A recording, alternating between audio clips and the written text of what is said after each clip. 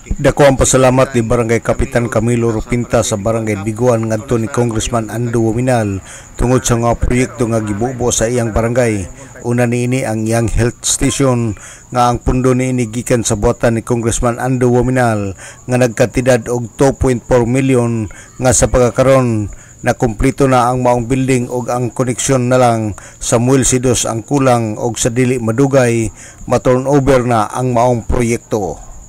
Sunod niyang gipasalamatan ang dalan nga proyekto nga nagdugtong sa Barangay Diguan padulong sa Barangay Gala. Ang maong dalan ang natapos sa usab ang piswan ug pisto niini hinuon wala pa gyud maabot sa Barangay Gala. Sa pagkaron ang maong dalan anaa pa sa Puroksay sa Sitio Malinaw sakop sa Barangay Labinay ug nang hinaot si Rupinta nga mapun-an ang budget niini aron maabot sa Barangay Gala. Ang iya usab nga multipurpose building ang natapos na usab ang piswan ug pisto og kamulo pa nga nangita og pundo si Kapitan para sa phase 3 for completion. Og niining tuiga 2025 adunay gipropose si Kapitan Rupinta nga road concreting padulong sa tinubdan sa tubig sa bulok-bulok sa maong barangay.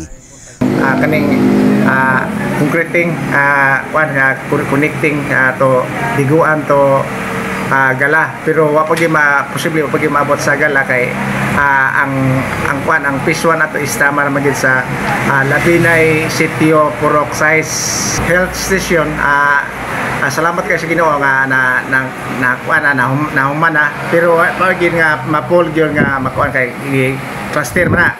Ang kulang lang ni sa kuan sa Barangay Diguan is pagtapping lang sa kuryente kay ang 2025 namatay na inspection na bagahinan to ni gobernador ni Kong Ando atong concreting Purok 1 to Purok 2 to Purok 1 palublok-bulok magkuha og tubig ana malaba ana maligo then tumikan sa kalisod na nanaputay natikalbong nga mga motor nga balisolusyon gyud.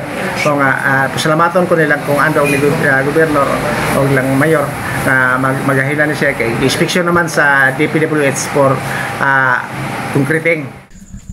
Si Kapitan Camilo Rupinta sa Barangay Diguan.